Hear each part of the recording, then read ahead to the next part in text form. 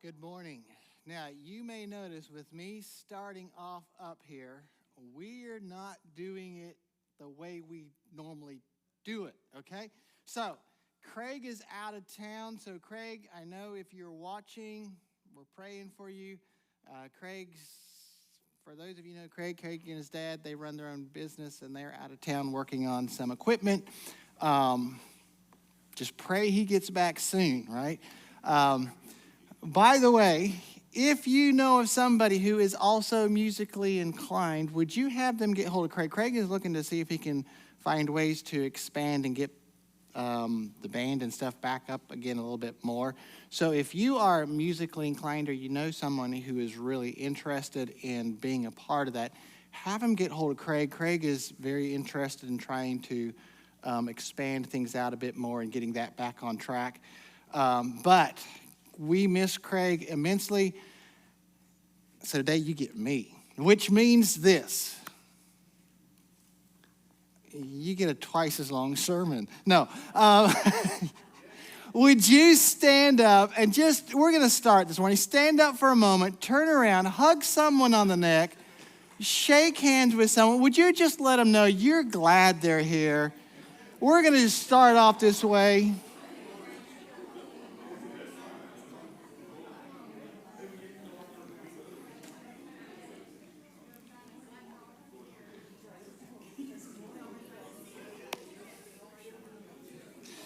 All right, you can go ahead and find your seats. We're going to start this morning, but I'm just going to start by giving you the announcements that we have.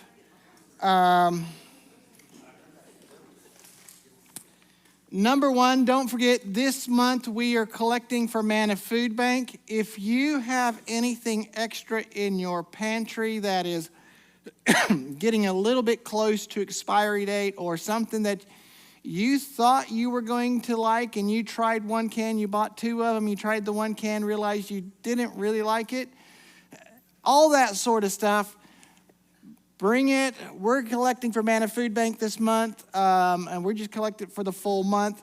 I'm excited over what has already been given. If you happen to walk through Walmart, BJ's, Sam's Club, Publix, Winn-Dixie, Aldi's, who am I missing? Grocery Advantage. Wherever you shop, just throw an extra can of peanut butter, canned tuna, canned corn, whatever it is. Just throw an extra in. Manna did say when I last talked to them that one of the things they do struggle with getting the most of is protein, things such as meats and proteins. That is always one of their things. So you know that can of Spam you bought that kind of hung out in the closet that you said, well, I have memories of it from when I was a kid, and you bought it, and you know you're not going to eat it. Bring it. We'll get it to someone who will. So I want to remind you of that. Also, we're hoping to do our candy giveaway October 31st. If you would like to sign up to help, make sure there's a sign-up sheet in the back. We'll let you know more about it. Get T-shirts for everyone who's coming. If you have yours from last year still, that's great. If you need one, write it on there, and we'll make sure we get it ordered, get you a T-shirt signed up with Milestone on it so people know who you are. But if you'd like to be a part of the candy giveaway on October the 31st, that's where we're working on. Go ahead and get signed up for that. Also, life groups are on Tuesday night, 6:30. One of the best places to get to know others and to be in each other's lives are our life groups. We have two at the moment. One meets Sunday morning before church in the little room. We have another one that meets Tuesday night at 6:30. They're just good places to come. You get to know each other. That's good.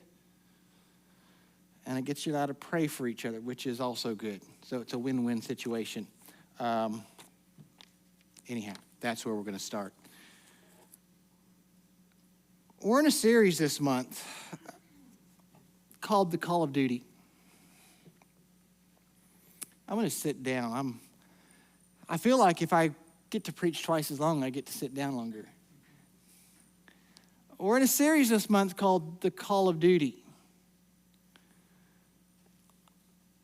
Cambridge Dictionary, and I love the way they define it. Cambridge Dictionary simply defines it like this: the feeling that you should do something because it is your duty. You didn't need someone to come along and say you need to do this. Or maybe you heard someone say, you know what, we need to do this, and something began to work on you in the back of your mind and says, you know, I need to be a part of that. One of the things that happened when we became followers of Jesus Christ, we were given a call of duty. We were called to greatness. Now, we all want to hear that word, don't we? When you gave your life to Jesus Christ, when you made a commitment to follow him, he looks at you and he says, I've called you to something more than. I want to call you to greatness. And all of us in the back of our mind begin to go, yeah, bring that on. That's exactly what I want. We think of guys who've done amazing things through life and through society, guys who have disrupted society, guys who started great businesses, and we're saying, well, if this is what God wants me, bring it on. But when Jesus began to call us to greatness, he turned the tables upside down. So what we thought he was saying is something different, or what we thought we heard is different than what he was actually saying. We started off 2 weeks ago when Jesus began to look at two of his disciples who began to say, hey, Jesus, we want to become first and second. You're not moving this organization along fast enough, and so we need to move this along a bit more. And we want to I volunteer to be second, and my brother, he volunteers to be third, all right? We'll do what it takes. And Jesus looks at him and he says, hey, the positions you're asking for require men of greatness. Do you think you can be that man? And they both said, yes, we can. And Jesus said, yes, you will, but what you're asking for, you do not know what it is you're asking for. And he calls his 12 disciples together, and he gives them this idea of what greatness looks like. Now, it is an upside-down version of greatness that does not meet with our expectations today. In fact, here's what Jesus says. In Matthew chapter 20, verses 25 through 27, he goes like this. So Jesus calls them together, and he says this. You know that the rulers in this world lord it over their people, and officials flaunt their authority over those under them. Now, we know this, don't we? Because leaders do what? Leaders lead, and they always lead from the front. We know this. In order to lead from the front, what must you have underneath you? Followers. And when a follower starts pushing upward, what does a leader do?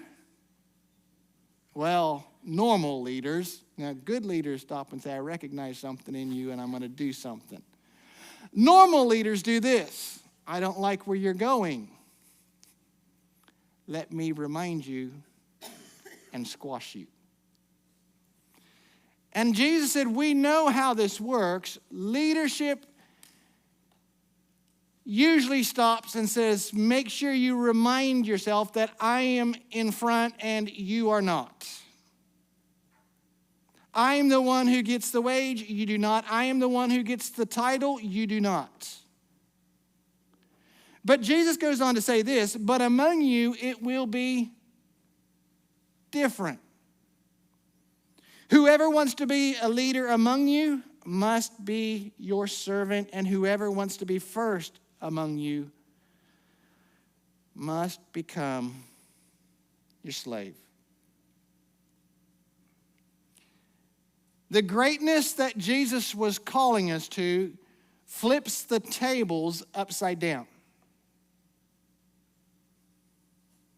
Jesus says, I am calling you to greatness, but not a greatness that stops and sees you as better than, but a greatness that will cause you to push others up.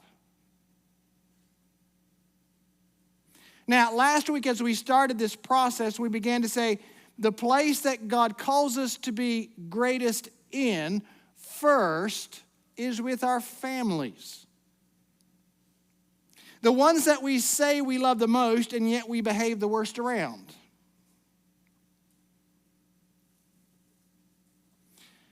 We're reminded that we are called to care for, to love, to respect, to build up, to lead others so that they can become their best. Now, if learning to serve our families wasn't hard enough, and by the way, it's the place that is probably the hardest, but it's also the place that we understand the most. For anyone who has children or who has raised children, or some of us who have grown children, we always understand this. It's not easy, but we do it because we love our kids. And we will gladly sacrifice for our kids. Not easy. It's difficult. Sometimes we know we're not what we should be, but we do it and we try because, hey, that's family. We were saying last week that in the South there are 3 things that are important: faith, family, and sweet tea. And I think the sweet tea comes first, but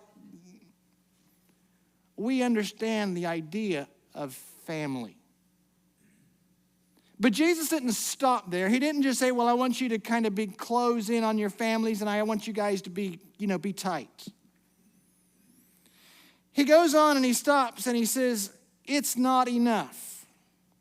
Greatness must reach its fingers out farther than your families. In Romans chapter 12, Paul begins to help a Roman church begin to understand that there is a need for greatness that reaches farther than simply a family. Now, in Romans chapter 12, we're going to pick this up with verse 1, and I'm going to put in a shameless plug for Tuesday night, okay? We're only going to very briefly skim across this passage this morning. Tuesday night, we're going to try to get into it a little bit more, all right?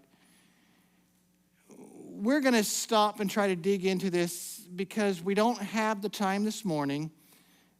Tuesday night, well, we don't have anywhere to be except eat cookies and drink coffee, and we got all the time in the world.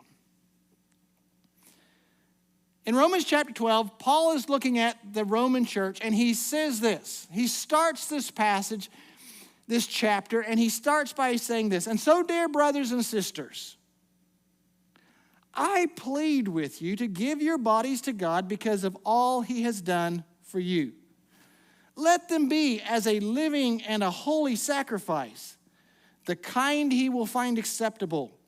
This is truly the way to worship him. Okay. I love this passage where Paul looks at us and he says, to those of you who say you're followers of Jesus Christ, I want you to think about how you live your lives as a sacrifice. We could almost say this, as a servant, as someone who gives of himself. Now, this way we live out, it should be a living sacrifice. He's not asking us to go out and die. He's saying, I'm saying as a living sacrifice and one that is holy. This word holy means one that is good. And I love the way he says this because he goes on to say, this is truly the way to worship him. We're going to start right there. Paul looks at the church and he's saying, guys, how do you truly show your love for God? How do you show your love towards one who gave himself for you and has done everything? How do you truly show your love and worship to him? For $19.95, I can show you. No. He stops and he reminds them. It does not have to do with any kind of how much you pray, the songs you sing. He begins to say this: there is a way that you live life that truly shows others your love for God. There is a way that we can show our duty to Him. Now, as Paul continues, he stops and he says there's two different things that I'm going to focus on. One is just going to be a brief mention, and then I'm going to get stuck into the other. Now, he mentions number two because if number two doesn't happen, or number one, it's hard to do number two without the number one. So he goes on into verse 2 and he says this: don't copy the behavior and customs of this world, but let God transform you into a new person by changing the way you think. So Paul starts and he says this: here's how do we truly worship God. One of the things is you have to change your mindset. You need to allow God to change your life by the way you think. Why? Because normal people think normal thoughts. Jesus said earlier, you know that leaders choose to lord it over or choose to be above everyone. You know that those who are in leadership like to flaunt their positions, their titles. They like the name tag on their badge. But I want you to think of leadership and greatness as something different. So as Paul is coming into Romans chapter 12, he's looking at him saying this: how do you truly worship God? It starts by a change of a mindset. We change our actions by the way we change our thinking. Now, he then goes on into where he wants our thinking to change, and it's very different. So he says this in Romans chapter 12, verse 4 and 5. He continues with this changed thought process, and he says this: now, just as our bodies have many parts and each part has a special function, so it is with Christ's body. By the way, when he's talking about Christ's body, who is he talking about? He's talking about us as a church. When we get together, we function. Paul says he uses this term like a body. So it is with Christ's body. We are many parts of one body, and we all belong to each other. Where Paul is pulling us to, and he's telling us to change our thinking pattern towards, he's asking us to, hey, what is a proper way to show God that you love Him? Change your thinking patterns by the way you think about others around you. We are told that when we've made a choice to follow Jesus Christ, when we gather together as a body or as a family, as a church, whichever word we want to use, we come together as different with one purpose. We come together, and Paul says you belong to each other. As you build each other up, as you encourage one another, as you talk to each other, Paul says you are different, but you belong to each other. Now, to put this in a way that we understand, Jesus is telling us, or Paul is telling us, that our lives are to be lived out for other followers of Jesus Christ.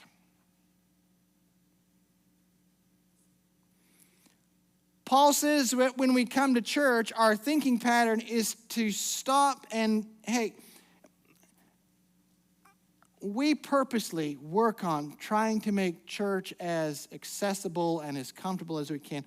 We put coffee and donuts out because why? Is it spiritual?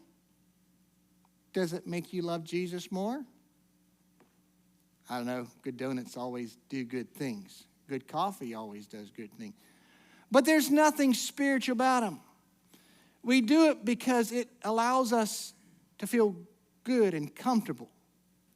But sometimes we begin to assess, why do we go to church based upon what's in it for me? And Paul is saying you need to change that mindset.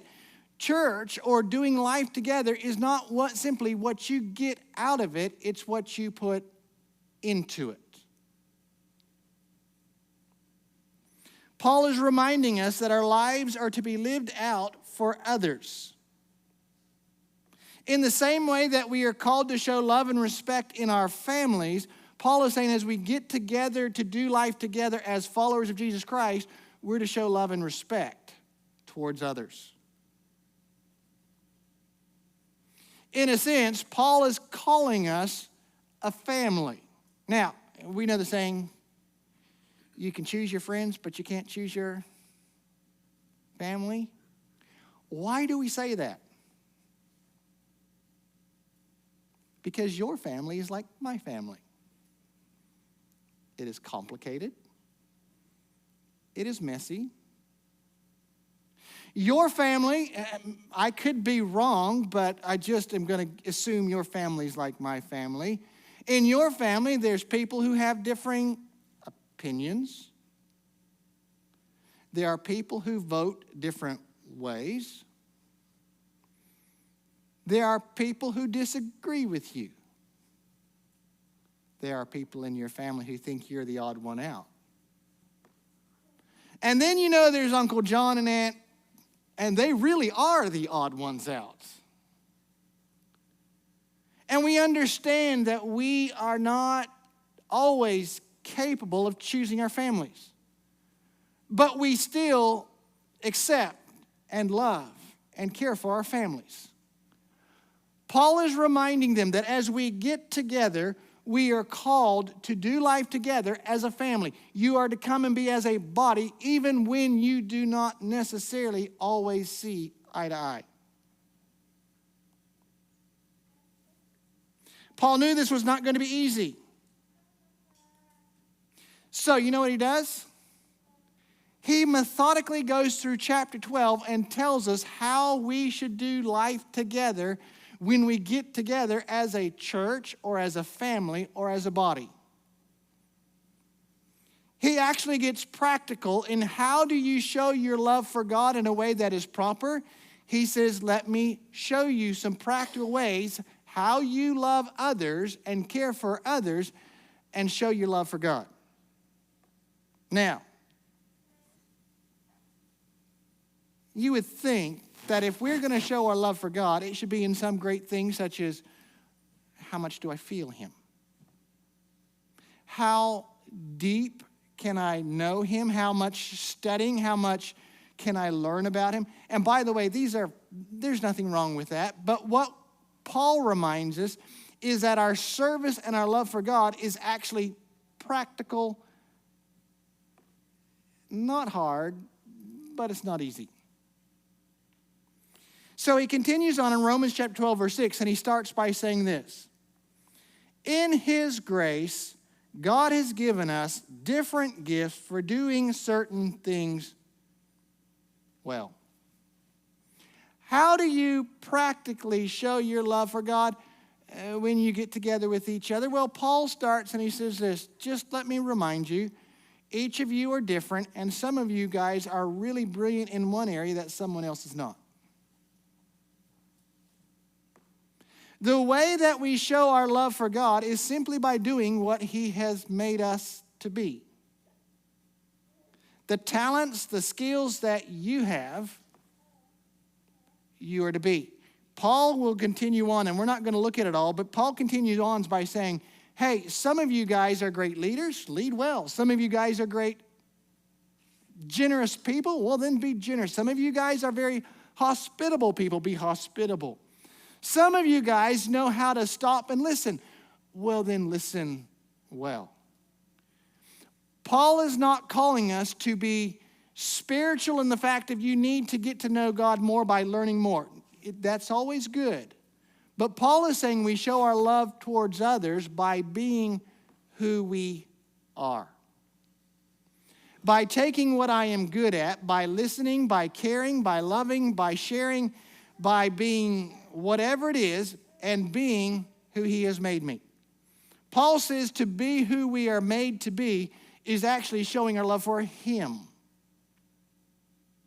He's not done yet. As he continues this, Paul goes on to say this. As you continue to get together with each other and as you use your own abilities of whoever you are for others, if you make the best fried chicken, make the best fried chicken. Do this. Don't just pretend to love each other's. Really love each other. Hate what is wrong. Hold tightly to what is good. Love each other with genuine affection. And take delight in honoring each other. Paul says we need to be real in our care for others. How do you show love for God? By being real in how you care for others. There's a little saying that says, fake it till you make it. I get it, because there are times when we know we need to do something and we don't feel like doing it and we just do it because. Paul is saying this. Change your thinking pattern so that you can become who God has called you to become. Paul is not calling us to fake it. He's calling us to change our thought process. Don't just pretend to care for others. Truly care for others. Why do we need to change thought pattern? Because I got to be honest, you know who I really am? Even as pastor, you know what really goes through my thought? What's in it for me? Do I really need to go help them? And you know what I know about you? You struggle with the same things I do. Paul was calling us to change our thought process so that we become not just people who talk about loving each other, but people who put into practice a reality of what it looks like to love each other. He continues on by saying this. In order to help make this possible, Paul goes down to Romans chapter 12, verse 16. And by the way, there's a few verses in between. You notice I'm skipping through. We'll hopefully hit some of those on Tuesday night, okay? But Paul reminds us, how do we really do this? Well, verse 16, he continues with this. Live in harmony with each other. Don't be too proud to enjoy the company of ordinary people. And I love the way he puts this. And don't think you know it all.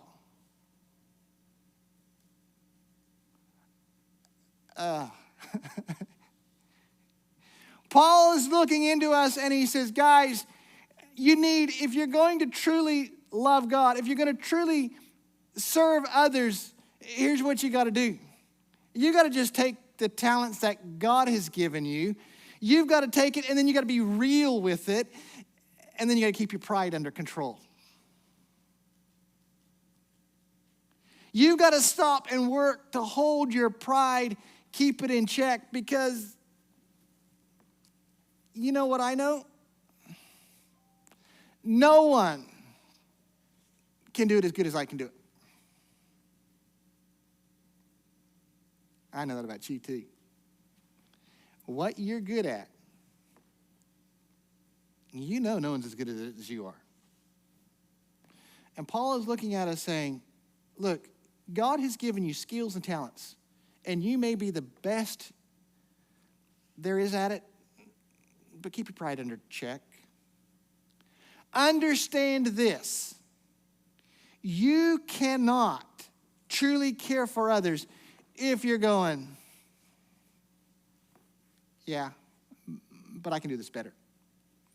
He makes sure that he ends by saying this: don't be too proud to enjoy the company of, now, ordinary people, because Paul knows the way our brain thinks. I will tolerate you. Paul's saying, no, that's not the way we look at people. We care for. Don't think you know it all.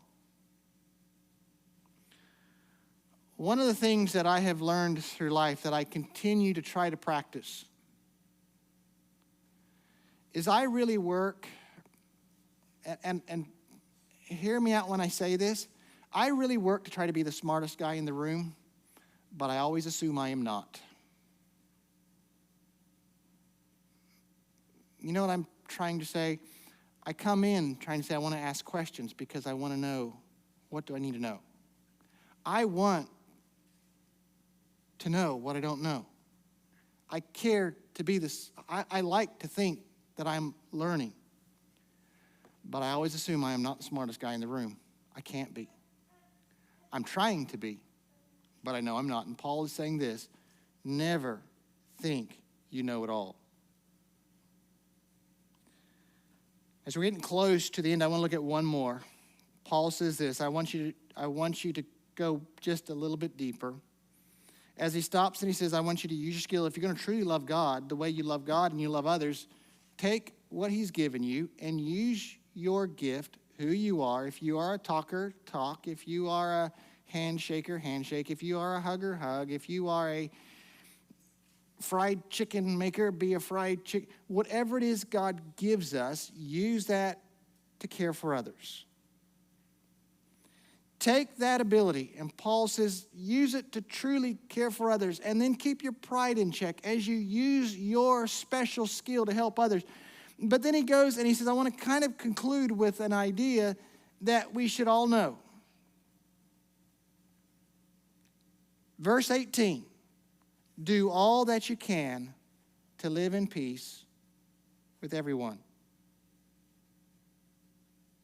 What does our duty look like? What does it mean to truly love God? Paul says, as much as is within your capability, be at peace with everyone. All right.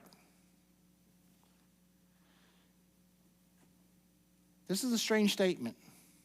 Paul is writing to followers of Jesus Christ who he's told them they need to look at and look out for each other as followers of Jesus Christ. Isn't it normal and natural that we all just get along with each other? If I love Jesus and you love Jesus and we love each other, doesn't that mean we just are at peace with each other? I wish it was true.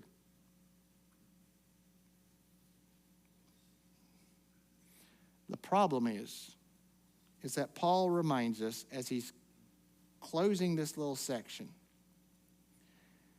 how do you truly show your love for God? By showing your love for others. And he just makes this so practical. He's not calling us to some amazing act of sacrifice. This act of sacrifice that we're saying, well, maybe God will just say, give 15% of your income and all will be well. Or just do this and all will be, and Paul is saying this act of sacrifice, of living a life that is holy and good, it's about simply being who God has called you to be. It's about simple living of what does a follower of Jesus Christ look like? It's so simple, but yet it is so hard because it goes against the nature we're born with. Why does Paul call us to change our mindset? Because our more normal mindset calls us into looking after number one. Be at peace with everyone. Now, as Paul is making the statement, he realizes three things. One, our goal should always be peace. Jesus said, blessed are the peacemakers.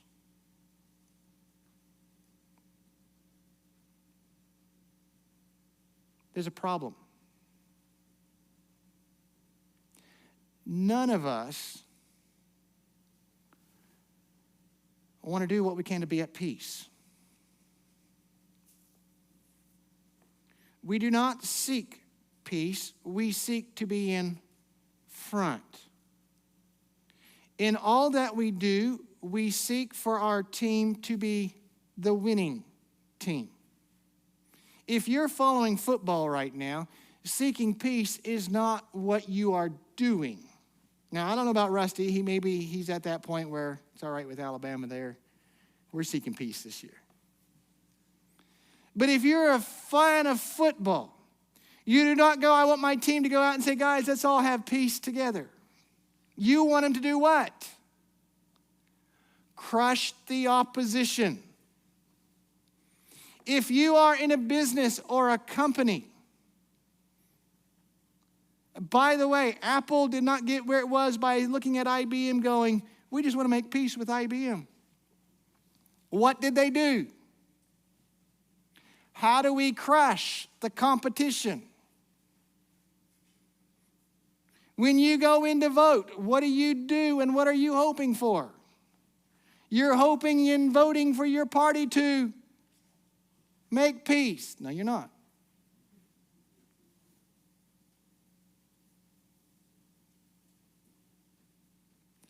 The problem is that we take this and we begin to live this actual mentality out. We want to be on top. And Paul's going, the greatness that God calls us to is not like the greatness of this world. The greatness that I am calling you to is a greatness that is upside down, where it causes you to look at others and says, how can I help you?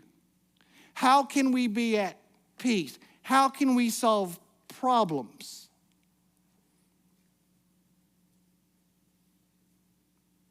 So Paul, as he writes this, makes it very clear our goal should always be at peace, but he's also making this very clear statement. Do all that you can to live in peace. Which means what?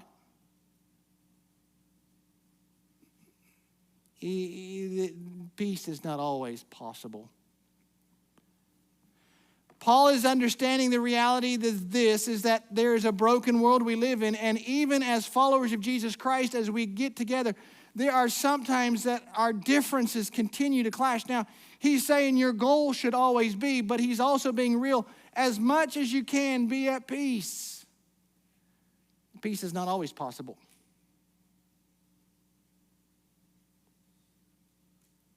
There are times when no matter what you do, you cannot make someone be at peace with you. But Paul is looking at us and he's saying this: do all that you can to be at peace.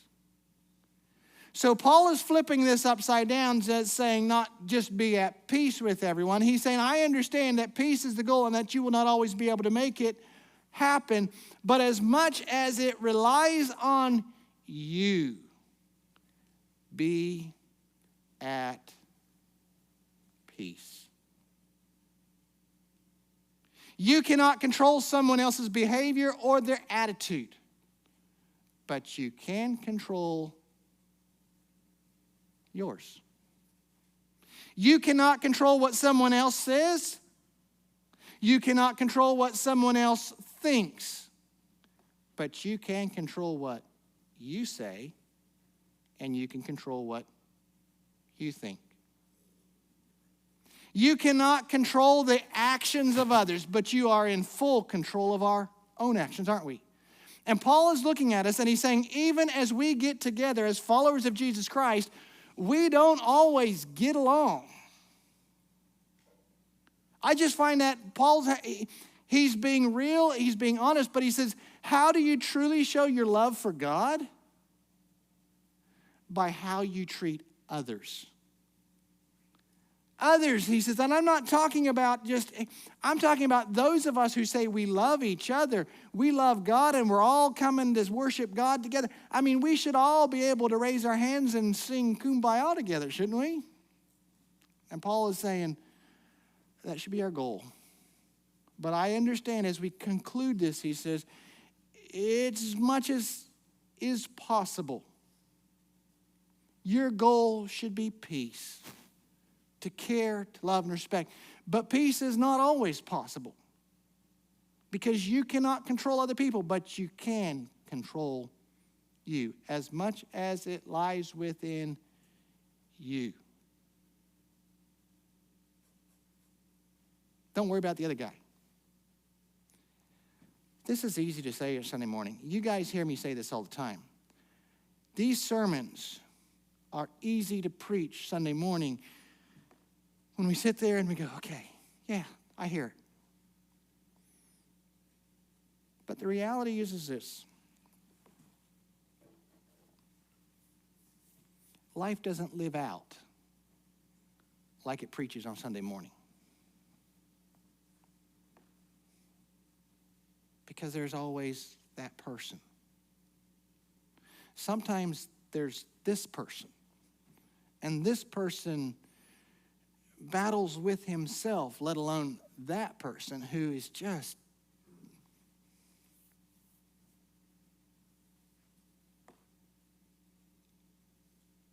as much as we stop and as much as we want, sometimes there is a reality that things do not match up to the way I desire them to be. But Paul's very clear. Our love for God, our reasonable sacrifice, the way that we sacrifice ourselves in a way that lives itself out that is good, Paul says happens when we change our mindset in order so that we live out differently before others. We have to change that mindset because if we don't change that mindset, our normal mindset will simply continue to go in what's in it for me. How do I get the most out of it? And Paul is saying we have to change our mindset in order that we can look at how do we care for and serve others. Jesus calls us to greatness. Can I say this? Every person you know who can truly live their life out this way, you admire and you respect them. That doesn't mean we necessarily want to be them, though, does it? Sometimes we can know and admire something and yet find it, I don't know if I can do that. Jesus says, I call you to greatness. But if you're going to learn to be great, you're going to have to know what it means to serve. If you want to know what it means to be great, you're going to have to learn how do you learn to push others up. If you're going to be great, you've got to learn how not to flaunt the gifts and the talents that I've given to you. If you're going to be great, you've got to learn how to be at peace, not crush the opposition.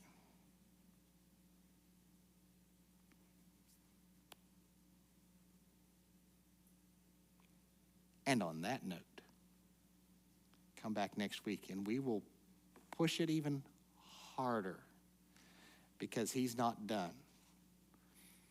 We are called to greatness, and we get it. Greatness within our families,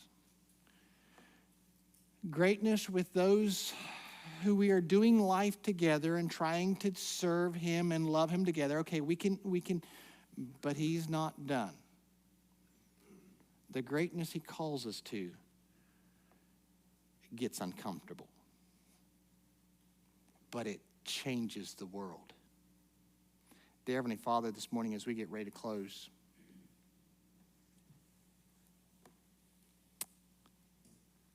Lord, you call us to an idea of greatness that I don't understand.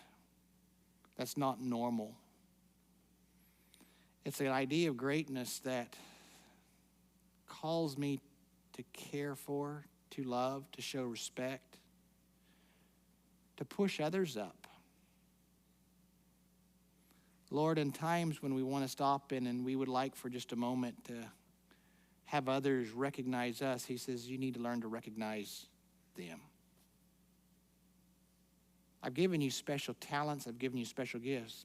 How do you use it to help others, to care for others, to be at peace with others?